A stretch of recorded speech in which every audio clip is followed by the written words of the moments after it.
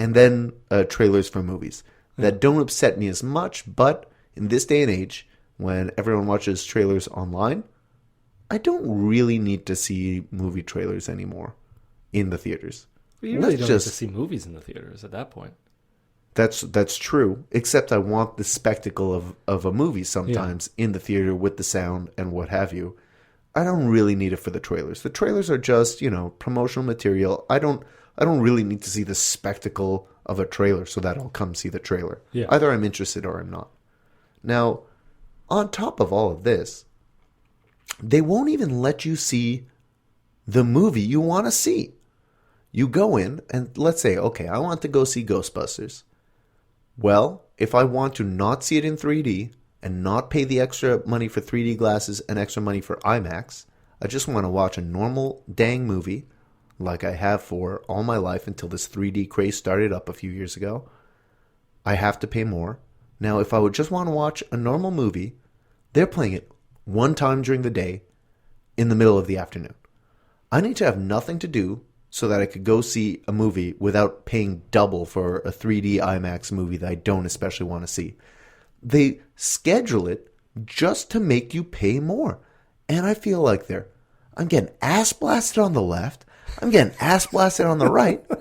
Everywhere I look, I'm getting ass blasted. And Hollywood is complaining, oh, everyone's downloading our movies. You know why? Because the movie theaters are blasting me up the ass. Now, I want to make some small corrections. A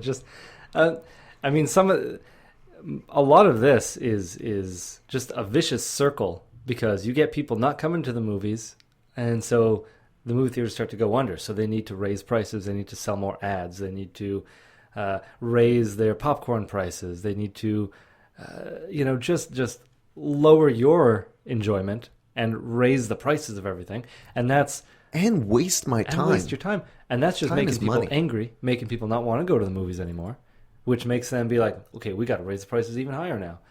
So it's going to keep going. But a lot of the like that you're talking about showtimes that you're not enjoying the 3D here and IMAX there. The only things I have any desire to see in 3D are Pixar films. Okay. Because they're created in 3 dimensions, and you really get that depth of field versus a live action movie where it looks like this is the foreground, that's in the middle, and then you have a far background. It looks like cardboard cutouts at different, like a pop-up book. Yeah. Versus a Pixar films, you really get that depth of field. Yeah, I'm okay with that. And IMAX 3D, much better than the other 3D they're doing. It's come a long way. I do miss the red and blue. I don't think I ever saw a movie in theaters with the red and blue. Did you do 3D week on ABC? Were you a part of that? No, I watched it, but it was visible without the red blue glasses. Yeah, you could still watch it. But it was beautiful. I mean, they did do a lot of in your face things on ABC, like the Drew Carey show. All of a sudden, something's go crash into the screen, or Yeah, Bob Saget throwing gold coins out at you on America's Funniest Home Videos. For some reason, we had Steve Urkel at the end firing cannonballs from a pirate ship. Yeah, I remember the cannonball, and it crashed right into the camera, and it cracked or whatever. Yeah, and then they had NBC had from a pirate ship. What the hell were you doing, Steven? It was the tag. Who knows what he's up to? He's a scientist. He's got his own adventures going on, but. Then NBC did their thing with a 3D. I think they had their own 3D week, but they really just went with. They were advertising Third Rock from the Sun in 3D. Yeah, and you had to go to this sounds familiar. Depanneur, or a Wendy's. I think to pick up your glasses. Yeah, something like that. And they were not the blue and red; they were just the black lenses. Oh, okay. And I found they never worked for me. Really? I got those glasses, and then I later bought the DVDs with the glasses. Still can't get it to be 3D. Still looks normal. Yeah. So, Matthew, on that note, were you unhappy with your burger today? How did I feel about my burger? I felt good about it, but I think a lot of what I felt was knowing that I am going to be one of the last people to ever sink their teeth into one of these burgers. Mm-hmm. Mm-hmm. Was there a sense of a legacy, of finality that you had to it? I felt it was a little kingly, Kingly? I'm going to be... I'm in a special club now, you know, people who ate, and maybe this place is going to stay open. It's possible. It's not. It's, Well, hold on, let's back up here. It probably isn't. Because I don't want to say maybes. I mean, we're speaking to you, fair listener, it. from the past, basically. We're speaking to you from the past about something that will happen in the future, potentially. To us, but your past. Yes. Okay, I can get behind that. It's a paradox. Let's just say, Sebastian, that I felt very privileged to be able to eat one of these burgers. Did it do a lot for the taste? I don't know. I've never eaten there before, but the burger was pretty good. The fry basket that we got. Yeah, I didn't mention that. We got a fry basket with Yeah. it that had a bit of a variety. We had a sweet potato fries, classic French fries, and French fried onions, they were called, that I really enjoyed. But were not obvious to eat. Like, they fell apart into little bits very easily. So you just kind of picked up a bunch of bits with your fingertips and dropped them into your mouth. But it was delicious. I really liked those French fried bits. Or, French fried onions. Yeah. I suggested you put some in your burger. You did? I did. How was that? It didn't change things that much, but I did like it. Okay. I like onions, so I can't say there's a way to prepare an onion other than like rotting it beforehand that I don't like. I really like onions. Okay. Yeah. Well, I found the actual patty itself. Mm-hmm. I would have liked a little more pink in there. I don't think I got any pink. I agree with that as well. I bit into that patty and it tasted all right, but I could have used that little bit of pink to give it a little more flavor to it. And the last couple of places we've been to have had some pretty perfect patties, I think, and maybe just coming off of that I'm I was a little disappointed, but not so much that I had a bad experience, and I would go back again if I could. I mean, maybe you'll get the chance. Maybe they'll recover from bankruptcy. I don't know how bankruptcy works. Maybe this podcast will help them out. That's right. It'll bring people in droves. But no, it was a good burger. I enjoyed my experience there. Our service was very good. I didn't feel like I was intimidated into spending more money than I wanted to initially, like I have at some burger places that we've gone to. The burger itself, we got a pretty standard burger. It was the beef, the AAA beef patty was a pretty decent beef patty. Not blowing my mind, but it was good. Had a nice level of savoriness to it. I had bacon on my burger, which was well cooked. Had that wasn't too crisp, wasn't too soft. Just the way I like my bacon, right in the middle. Nice amount of cheese melted all over the patty, which was fantastic. This was right up your alley, Matthew. The lettuce was shredded just the way you like it. Oh yeah. The vegetables were fresh. The pickles were had that nice snap, that nice crispness to them. Yeah. The bun was a little unremarkable. Like I almost didn't notice it, except I told myself to pay attention to all these details. It was a fine bun. It wasn't bad by any stretch, but it wasn't as remarkable as some of the other buns we've had in the past. This was a pretty decent burger. I mean, and we didn't get $100 burger as I mentioned before, but it was a pretty decent burger, especially for like a pretty a standard burger as far as M Burger's menu is concerned. Yeah.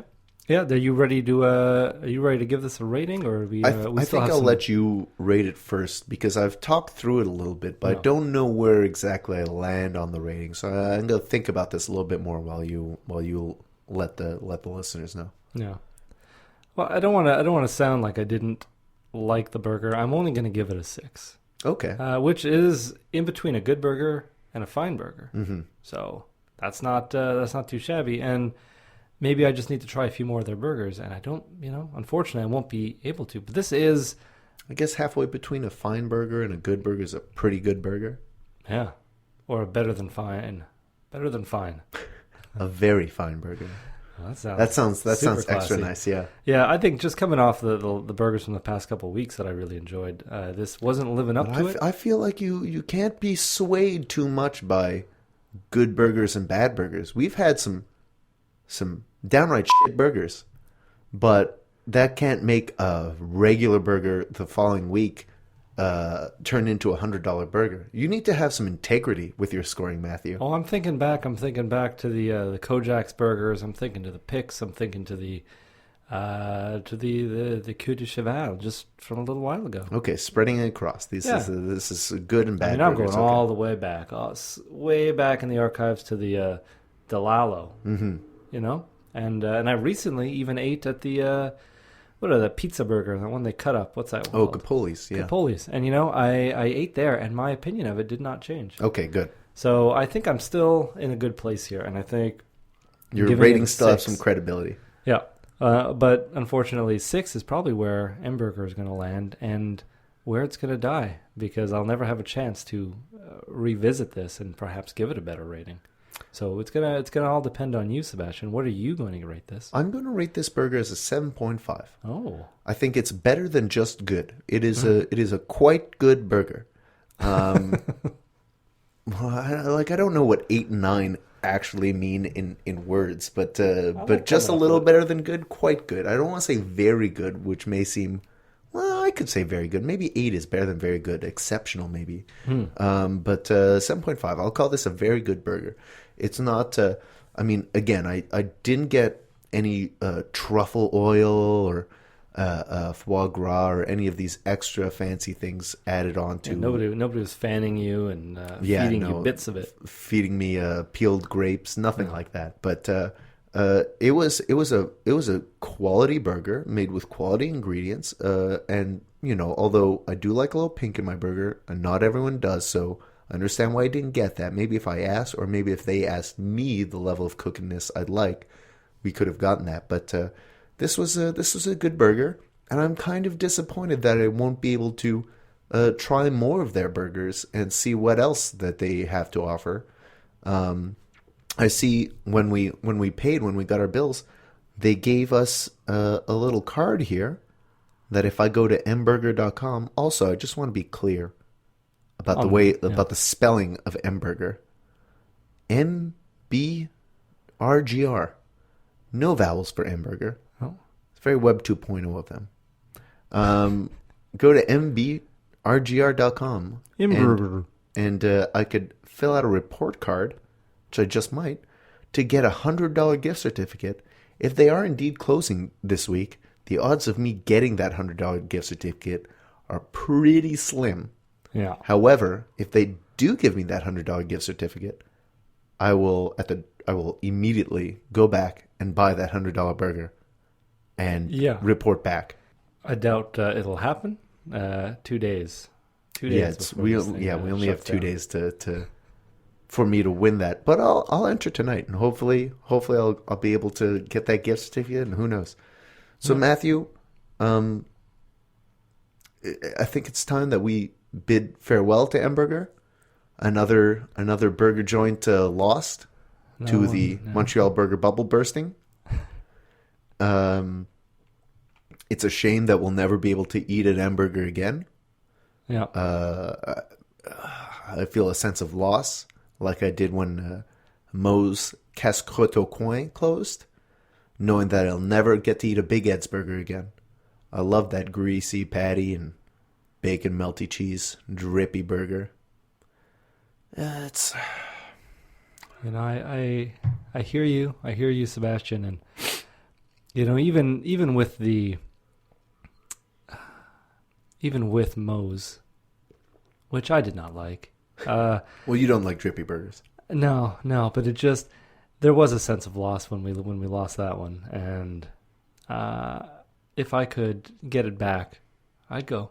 I'd get their burger. I'd get their horrible poutines. Their poutines really sucked. Yeah, I'd get their breakfasts at any point. That was not bad. See, you know, I love their breakfast because Denny's doesn't exist in Quebec, but it was basically, I mean, it wasn't an official Grand Slam, but they called it a Grand Slam. Don't you dare. And that's pretty much the only place I could get a Grand Slam in. Well, they made a Grand Slam, and you know what? I was pretty happy with that Grand Slam. The only reason they got away with that is because there was no Denny's to you know, be up in arms about it. About them infringing on their copyright on Grand Slam. And then they'd say, you know what? This is Moe's. You know what? No, I started talking bad about Moe's. I started talking good about it just after. I don't want to revert